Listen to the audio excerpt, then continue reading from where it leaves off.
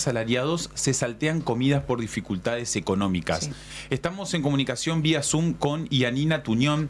Ella es investigadora, coordinadora del Barómetro de la Deuda Social de la Infancia, del Observatorio Social de la UCA, que llevaron adelante esta encuesta a nivel nacional.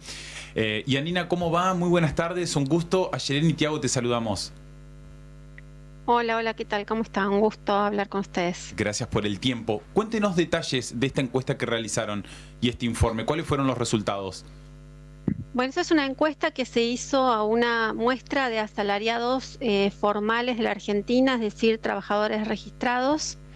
Y lo que ustedes adelantan como dato del informe da cuenta de que efectivamente casi 6 de cada 10 asalariados en la Argentina tiene una doble privación, que es la de saltarse comidas por cuestiones económicas o cuando comer comida poco nutritiva, que en general, bueno, tiene un valor bastante acotado, un valor que está por debajo de los 10.000 pesos, con una proporción significativa que gasta menos de 5.000 pesos.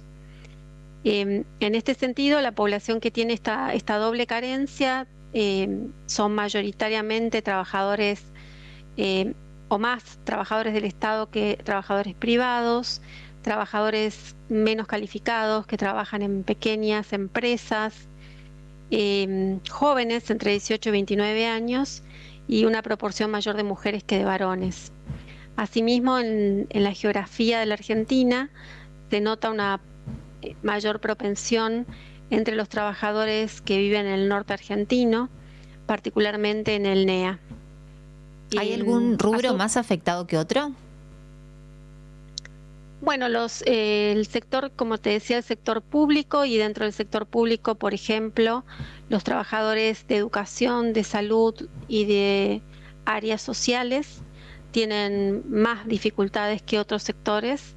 Dentro del sector privado es notable las carencias en algunas ramas de actividad, como por ejemplo la construcción. Por supuesto existe otra cara de esta moneda, que son los trabajadores de más grandes empresas, más calificados, que en general tienen comedor en sus organizaciones o que tienen aportes económicos, ¿no?, para poder adquirir una alimentación durante su jornada laboral. Y esto representa alrededor del 44% de los asalariados. Es decir, que tenés por un lado un 56% con mayor vulnerabilidad y tenés un 44% que está más protegido. Uh-huh. ¿Esto a qué se debe, Yanina, cuando dialogan con ello? ¿Es por los bajos ingresos que vienen empeorando en este último tiempo, o también han argumentado de la cantidad de carga horaria que se ha ido sumando también en cada uno de los trabajos por necesidad en este último tiempo? Bueno, en realidad lo que está ocurriendo por otros estudios, nosotros sabemos que los trabajadores asalariados han ingresado en una proporción importante en la pobreza, básicamente porque sus ingresos no alcanzan para una canasta básica alimentaria y de servicios. Y lo que ha ocurrido también es que la estructura de gastos de los hogares ha cambiado, ¿no? El peso que tiene hoy los servicios, como la luz, como el gas, como el agua, como el pago de obras sociales o de colegios, hace que la estructura de ingresos de los asalariados se haya modificado y que tengan que hacer restricciones quizás en aspectos que antes no se hacían, ¿no?, como por ejemplo el de la alimentación. ¿Creen que con la reforma laboral esto podría profundizarse? Bueno, parte de este diagnóstico tiene que ver con la reforma laboral, porque uno de los aspectos que se debatieron en el marco de la reforma laboral y modernización del Estado fue la posibilidad de implementar una suma de dinero destinada a la alimentación de los trabajadores. Esto se utiliza en países como México, como Brasil, básicamente porque hay muchas empresas que en la Argentina son la mayoría, como son las pymes, que difícilmente podrían tener un comedor. Por lo tanto, una transferencia de ingresos supeditada a la alimentación del trabajador que no tenga características de acumulativa para que no pueda ser utilizado para otros fines y que además sea igualitaria tanto para un trabajador de ingresos bajos como de uno alto en una misma organización, sería un beneficio que el 80% de los trabajadores asalariados en esta encuesta señaló que podría venirle muy bien para mejorar su ingesta durante el trabajo. Ana, En general son incrementos, suplementos diríamos, porque no forman parte de, digamos, son exentos de contribuciones, ¿no? Claro.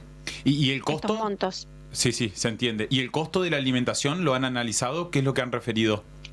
Bueno, como los trabajadores señalan que gastan en su mayoría menos de 10.000 pesos y hay una distribución más frecuente entre los 5.000 y los 10.000 pesos, creo que el valor podría estar en torno a los 8.000, 10.000 pesos.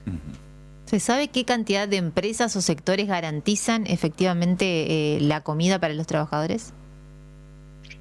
Un 39% de los asalariados está recibiendo alimentación en comedores y un 44% recibe o alimentación en comedores o recibe viandas o recibe un aporte económico. Pero como les decía, muy orientado a sectores formales de grandes empresas, ¿no? Otra de las situaciones que se plantea seguramente es el lugar donde uno se alimenta, el lugar donde uno come. ¿Lo han podido analizar? ¿Es en el trabajo? ¿Es en algún momento que algún trabajador se hace durante el día? La mayoría de los trabajadores come en su escritorio. Hay una proporción bastante pequeña que sale a comer a restaurantes o bares. También hay diferentes estrategias respecto de qué es lo que se come. Hay una proporción que trae viandas de su casa, otros que la combinan con cosas que compran en las cercanías de su trabajo, una proporción que compra habitualmente su comida cerca del trabajo y, como les decía, una proporción muy inferior que sale. Y tenemos este 39% que tiene la oportunidad de comer en el comedor de la organización, de la empresa. ¿Ya han realizado alguna encuesta sobre esta temática en particular? Yanina, digo, para compararlo con años anteriores, ¿hubo algún dato que le haya llamado la atención de este en particular? No, esta es la primera encuesta que se hace, así que tendríamos que volver a hacerla si hay cambios, sobre todo para poder evaluar esos cambios.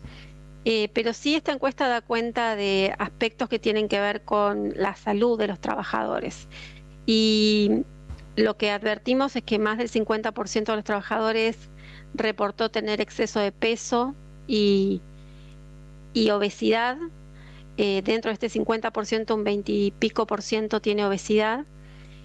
También reportaron una autoevaluación regular o negativa de su salud en alrededor de un 15%.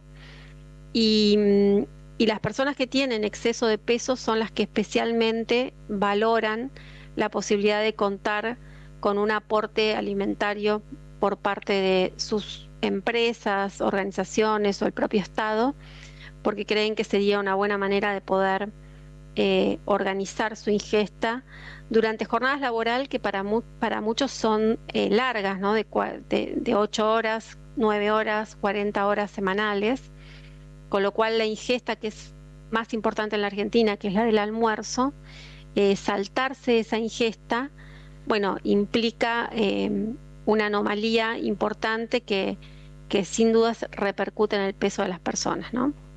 ¿Dónde encontramos el trabajo completo y las demás investigaciones que realizan en el Observatorio Social de la UCA? En uca.edu.ar/observatorio. Muy interesante el trabajo que realizan, Yanina, y muy clara comentándonos también cada uno de los datos que han podido relevar con esta encuesta. Gracias por el tiempo, vamos a mantener contacto. Muy amable. Gracias a ustedes. Hasta luego.